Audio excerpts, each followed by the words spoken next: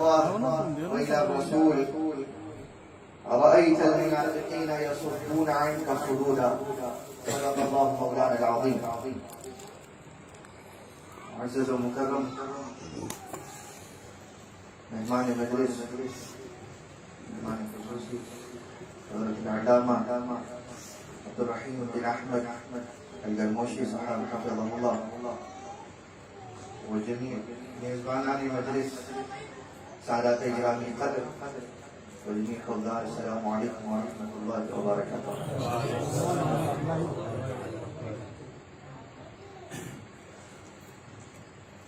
حضور اکرم صلی اللہ علیہ وسلم کے حوالے سے ہمیشہ فتنے اٹھتے ہیں، اور حضور صلی اللہ علیہ وسلم کو عنوان بنا کر صرف جدید نسلوں کو آئے دن شرک و بدعت سکھائی جاتی ہے، حضور کے فضائل اور خصائص نہیں سکھائی جاتی۔ حضور کا عنوان ہوتا ہے اور گفتگو شرک و بدعت پر ہوتی ہے۔ توحید کا عنوان بناتے ہیں، تب بھی ان کا نشانہ حضور صلی اللہ علیہ وسلم کی ذات گرامی اور آپ کے نالین بردار اولیاء و صالحین کی ہوتے ہیں۔ عنوان چاہے کوئی رکھ لیتے ہیں، اس میں مواقع ڈھونڈتے ہیں کہ کہاں سے حضور صلی اللہ علیہ وسلم کے خصائص کا عنوان ویسے پردہ ڈال کر حضور کو کی مسئلیت کو ظاہر کرنے کی کوشش کرتے ہیں، جو کہ بالکل غلط ہے۔ مسئلیت اس کی جو ہم جیسا ہو، جو ہم جیسا ہی نہیں، اس کی مسئلیت کا دعویٰ یا اس کے بارے میں سوچنا ہی غلط ہے۔ کہہ دیتے ہیں کہ رسول اللہ کا کام وحی پہنچانا، اور حضور صلی اللہ علیہ وسلم اپنا کام کر گئے، اور دعوت جو حضور کی تھی وہ توحید ہے، اور توحید کی طرف آؤ، تو مساجد کا بھی نام توحید ہی ہو جاتا ہے۔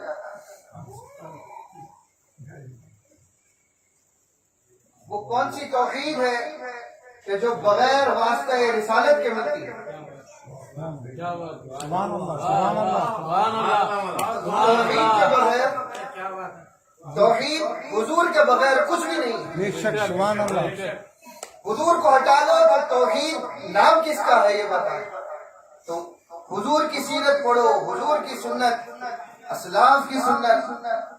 یہ کہہ کر اپنے آپ کو سلفی بھی کہہ لیتے ہیں، لیکن بتاؤ کہ وہ جس کی سنت کی اتباع کی بات ہو رہی ہے اسی کو ہٹا لیا جائے تو پھر نہ قرآن بچتا ہے، نہ توحید کی دعوت بچتی ہے۔ حضور کی پہلی دعوت سے لے کر فران کی چوٹیوں پر کھڑے ہو کر جو پہلی دعوت حضور نے دی، وہاں سے لے کر حضور کے خطاب آخری 12 ربیع الاول پیر کے دن حضور قبل از وصال بھی جو خطبہ ارشاد فرماتے ہیں صحابہ کے درمیان،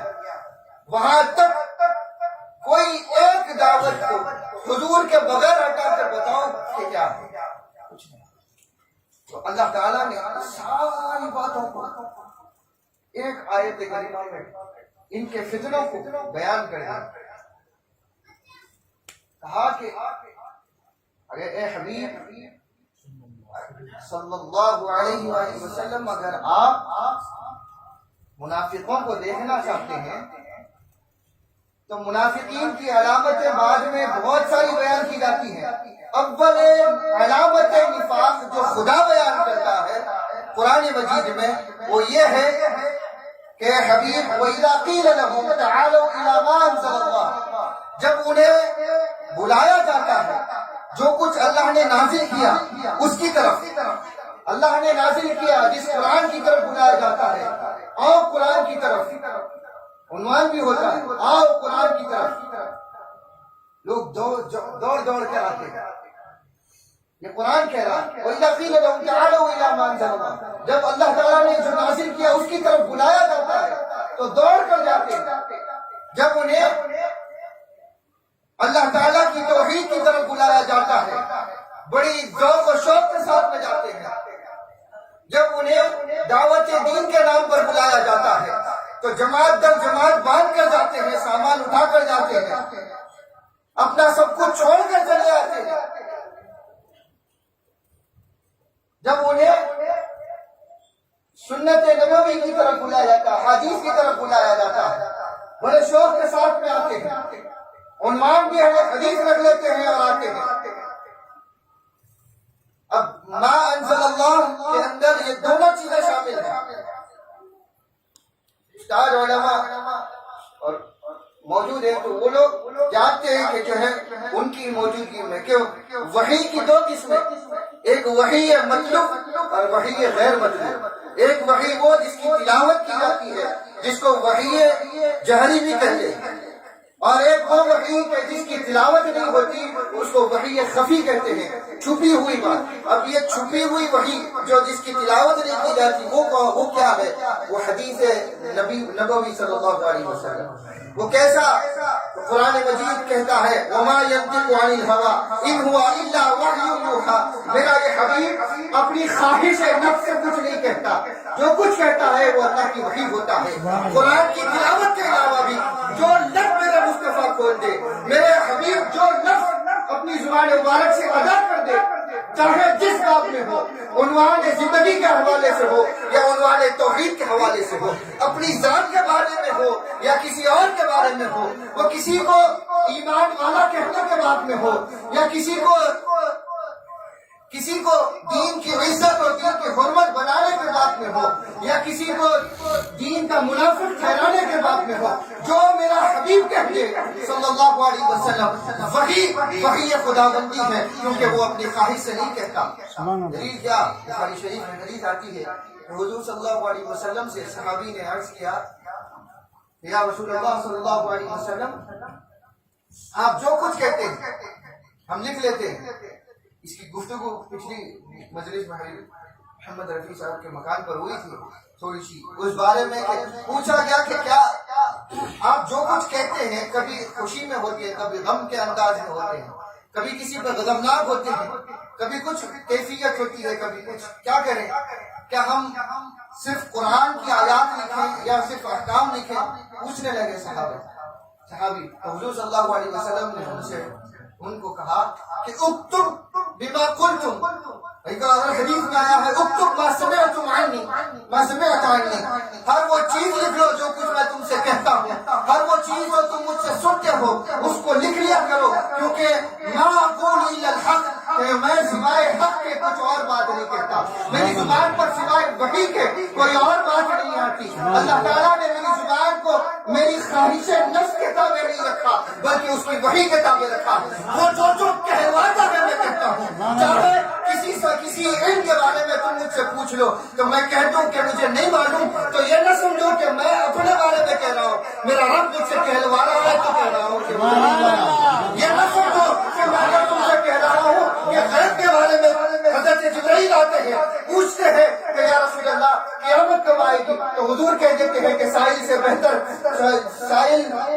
جو جانتا ہے میں بھی وہی جانتا ہوں۔ اس کا مطلب یہ نہیں تھا کہ رسول اللہ کا علم جبرائیل کے علم کے برابر ہے، بلکہ رب چاہتا تھا کہ وہ کہا جائے اس موقع پر، تو حضور نے وہ بات کہی ہے۔ اس سے حضور کے علم کو میزان میں رکھ کر تولا نہ جائے، حضور تو وہی کہتے ہیں جو اللہ کے کہلوانا چاہتا ہے۔ حضور اگر بتانا چاہے تو صحابہ کی حدیث صحیح ستہ کی روایات کثیر موجود ہے، جامع ترمذی میں بھی کتاب ابواب المناقب میں آیا ہے کہ حضور اکرم صلی اللہ علیہ وسلم جلس قام بینما في ذات يوم قام رسول الله صلى الله عليه وسلم على المنبر، کہ حضور صلی اللہ علیہ وسلم ایک دن فجر بعد الفجر کہ نماز فجر کے بعد ہمارے درمیان منبر پر کھڑے ہو گئے، اور حضور اکرم صلی اللہ علیہ وسلم نے قیامت کے دن تک،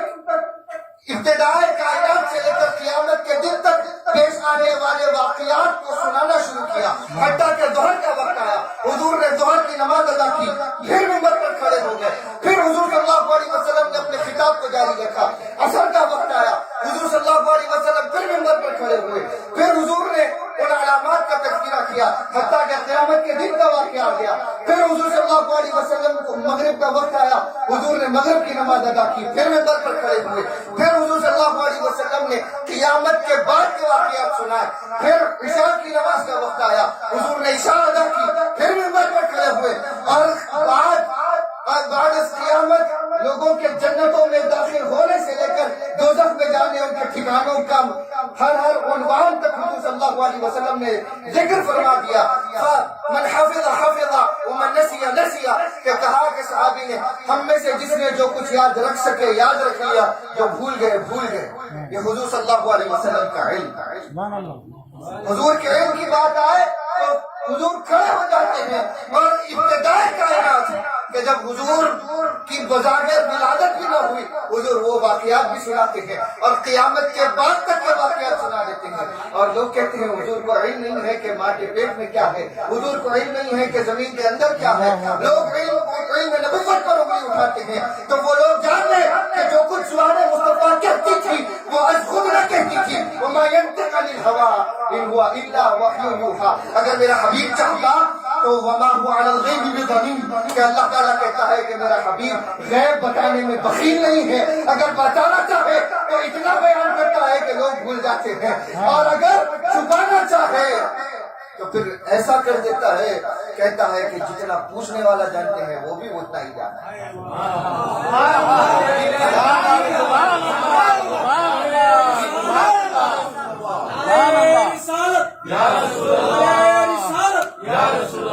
جس کی زبان پر اللہ بات کرے وہ مسلیت کا دعویٰ کرنے والے لوگ بن چکے۔ تو کہا کہ لوگ کہتے ہیں، اللہ تعالیٰ نے لوگوں کا وتیرہ بیان کیا، کہا کہ لوگ جب انہیں بلایا جائے توحید کی طرف دوڑ کر آتے ہیں، حبیب آپ کی سنت حدیث کی طرف، یہ صحیح وہ ضعیف حلال دوڑ کر آتے ہیں، حدیث بھی بیان کرتے ہیں۔ تو پھر نفاق کی علامت کیا ہے؟ وہ الی الرسول، اور جب انہیں رسول کہہ کر ذات مصطفیٰ کو قرار دیا، کیونکہ قول مصطفیٰ ما انزل اللہ میں شامل، وحی الہی ما انزل اللہ میں شامل، ذات رسول یہ الگ سے ذکر کیا عنوان، کہا کہ جب اے حبیب آپ کے قدوم پاک کی طرف بلایا جاتا ہے، اے حبیب جب آپ کی نعلیں برداری کے لیے بلایا جاتا ہے، اے حبیب جب آپ کے ناز و نخرے اٹھانے کی بات کی جاتی ہے، جب آپ کی جالیوں کو اور در دیوار کو چومنے کی بات کی جاتی ہے، تو آپ دیکھیں گے رأیت المنافقین یصدون عنک صدودا، کہ آپ کیا دیکھیں گے کہ یہ لوگ قرآن اور حدیث سے نہیں بھاگیں گے، بلکہ آپ کی ذات کی طرف بلایا جائے تو مسجد نبوی میں جانا شرک ہے کہہ کر اپنے آپ کو موڑ کر خانہ کعبہ کی طرف جائیں گے، حج کر کے واپس آ جائیں گے۔ اللہ اکبر، علامت نفاق حبیب آپ کی ذاتی برادری کہ آپ کی طرف جو آنا چاہے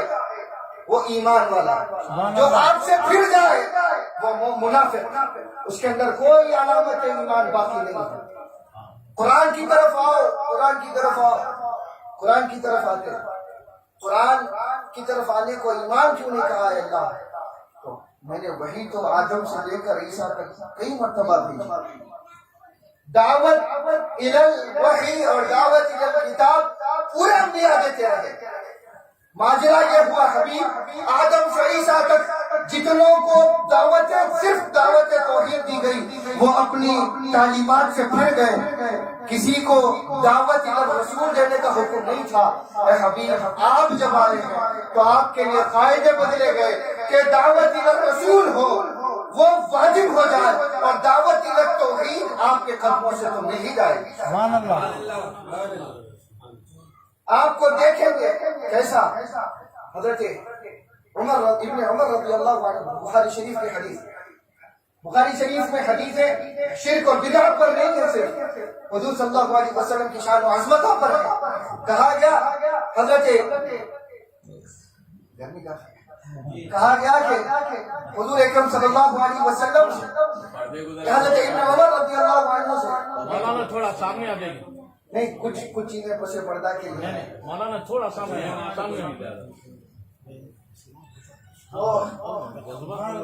فرمایا گیا کہ حضرت ابن عمر سے پوچھا گیا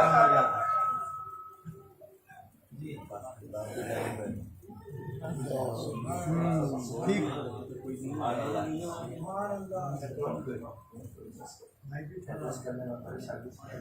الغرض کہ حضرت ابن عمر رضی اللہ عنہ سے پوچھا گیا کہ ایک شخص آیا سائل سوال کرنے والا، اس نے کہا کہ آپ جب سفر میں ہوتے ہیں تو نماز قصر کرتے ہیں، تو یہ جو نماز کو قصر کرنے کا حکم ہے یہ قرآن میں کہاں آیا؟ لوگ کہتے ہیں نا بتائیے آپ سے، تو یہاں پر تو ہمارے یہاں تو عام ہے نام کیا لیا جائے، کہتے ہیں قرآن میں تو بتاؤ میلاد وغیرہ کچھ بھی کہہ دیا جائے تو قرآن میں ہے، ایسا محفل کرنا قرآن میں ہے کیا بتاؤ؟ وہ دور میں بھی آئے تھے حضرت ابن عمر رضی اللہ عنہ کے پاس، فقیہ صحابی فقہاء صحابہ میں سے حضرت ابن عمر صاحب فتویٰ تھے، صحابہ میں سے جو فتویٰ دیتے تھے وہ ان سے پوچھا کہ قرآن میں ہے قصر کا حکم تو بتائیے، تو انہوں نے کہا سن ان اللہ بعث الینا محمدا، اللہ تعالیٰ نے ہمارے درمیان اپنے حبیب محمد صلی اللہ علیہ وسلم کو بھیج دیا، فَرَأَيْنَاهُ وَلَمْ رَأَى أَحَدًا وَلَمْ أَرَى بَعْدَهُ أَحَدًا، کہ ہم نے ان کو دیکھ لیا اس کے بعد کسی کو نہیں دیکھا۔ کہا کہ ہمارے درمیان حضور کو اللہ تعالیٰ نے بھیج دیا، وہ جیسے نماز پڑھتے تھے ہم ویسے ہی کرتے چلے گئے، ہمارے احکام کا اگر مدار ہے تو حضور کی شخصیت ہے۔ ہم نے ان سے نہیں پوچھا کہ قرآن میں ہے کیا بتاؤ، ہم نے حضور کو دیکھا، حضور سفر میں 2 رکعت پڑھتے تھے تو ہم بھی 2 رکعت پڑھنا شروع کر دیا، حضور سفر میں 3 پڑھتے تھے ہم 3 پڑھنا شروع کر دیے، حضور حالت سفر میں جیسا کرتے تھے ہم ویسا کرنا چلے گئے۔ ارے تم سفر کی بات کرتے ہو، حضور صلی اللہ علیہ وسلم نے حضر میں جو کہا، حضور نے بیداری میں جو کہا، حضور نے آنکھیں بند کر کے جو فرمایا، ہر چیز کو جو انہوں نے کہہ دیا اس کو قبول کر لیا، ہم نے حجتیں نہیں کی۔ کہ ہماری شخصیت کا مدار کہ کیوں کہ سب سے زیادہ قرآن کو سمجھنے والے صحابہ تھے، تو ان سے پوچھا گیا قرآن کے حوالے سے ما انزل اللہ، انہوں نے کہا نہیں وَإِلَى الرَّسُولِ، یا رسول کی طرف ہم دیکھتے رسول کو ہے، وہی ہم پر نہیں اترتی، وہی جس ذات پر اترتی تھی ہم تو اس کو دیکھتے تھے، وہ جانے صاحب شریعت کہ کس کا کلام اس کے اوپر اترتا تھا، وہ کس کا پیغام ان کو سناتا چلا گیا۔ سبحان اللہ، ہم نے نہ دیکھا ہے قرآن کے نزول کو، ہم نے نہ دیکھا ہے جبرائیل کے آنے کو۔ ایک دن ایک شخص آیا، آ کر اس نے اسلام ایمان اور احسان کے بارے میں پوچھا، چلا گیا۔ حضور نے پوچھا کہ آنے والے کے بارے میں کیا تم جانتے ہو کون تھا؟ ہم نے کہا کہ نہیں جانتے۔ اس نے کسی کو بتا کر کہہ دیا کہ جبرائیل کے، ہم نے مان لیا کہ وہ جبرائیل آیا۔ ہم نے پوچھا نہیں کہ جبرائیل تو نور ہے، بشری لباس میں کیسے آیا؟ تو وہ ہماری طرح ہو گیا۔ انہوں نے یہ دعویٰ نہیں کیا تھا جنہوں نے دیکھا تھا۔ لوگ نبی کے نور کو جب بشری بن کر میں آئے تو کہتے ہیں کہ ہمارے جیسے تھے۔ ذرہ نہیں ہوتا کبھی گوہر کے برابر۔ لوگ انہیں اپنا سا کہتے ہیں نیازی، ذرہ نہیں ہوتا کبھی گوہر کے برابر، خدا سید و سرور کے برابر، لاؤ تو کوئی میرا پیغمبر کے برابر۔ صحابہ کا عقیدہ یہی تھا، ان اللہ بعث الینا محمدا، ہمارے درمیان محمد صلی اللہ علیہ وسلم کو بھیج دیا اللہ نے، ہم اس کو دیکھتے ہیں، اس کے بعد کسی کو نہیں دیکھتے۔ حتیٰ کہ توحید جس کی بات تم کہتے ہو، قرآن کی سورہ توحید، سورۃ الاخلاص کہ جس میں اللہ نے اپنی توحید کا حکم دیا، اس کا عنوان ہی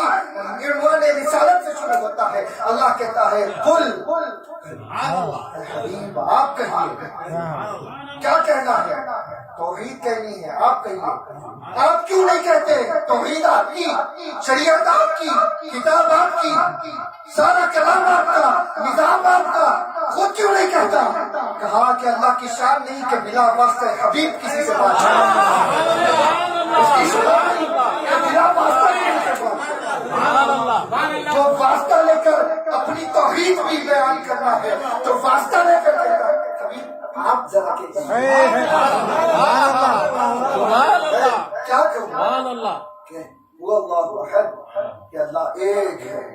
ایک خدا کی پاس، ایک خدا کی دعوت، ایک خدا کے پاس آؤ۔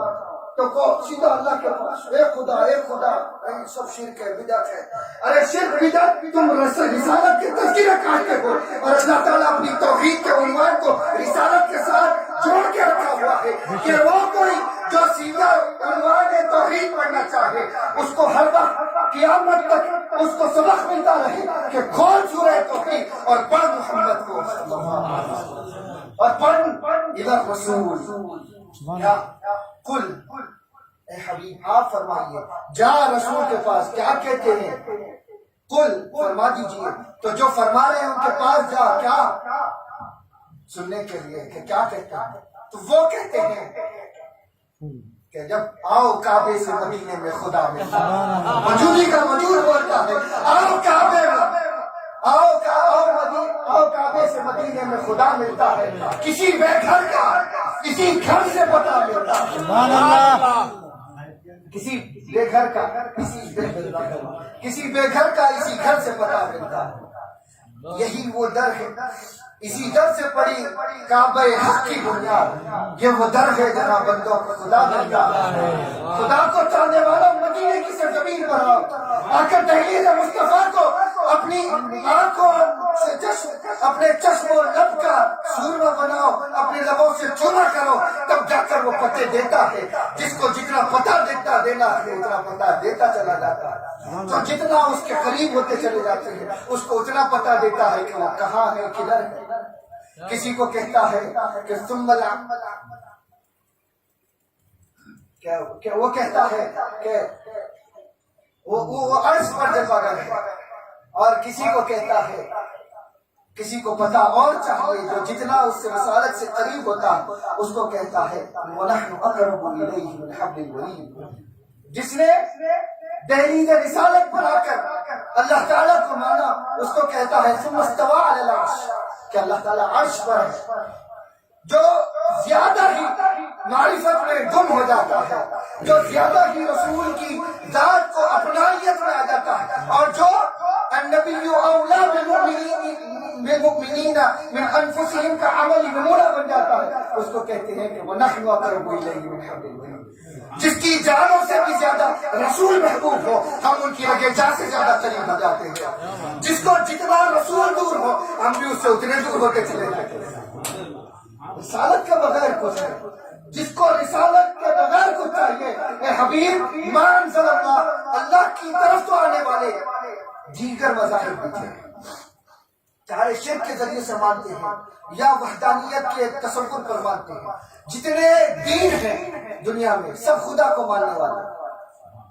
اعتقادات الگ الگ ہیں، کوئی شرک کی بنا پر خدا کو مانتا ہے تو کوئی وحدانیت پر مانتا ہے، لیکن اے حبیب یہ لوگ مجھے مانتے ہیں لیکن میں ان کا نہیں، تو ہے کس کا تو جو وَإِلَى الرَّسُولِ، جو میرے حبیب کی بارگاہ میں آتے ہیں، ما انزل اللہ سے مطلب نہیں، ما انزل اللہ کو پکڑ کر رسالت کو چھوڑ دے تو وہ راندگاہ درگاہ خداوندی ہے،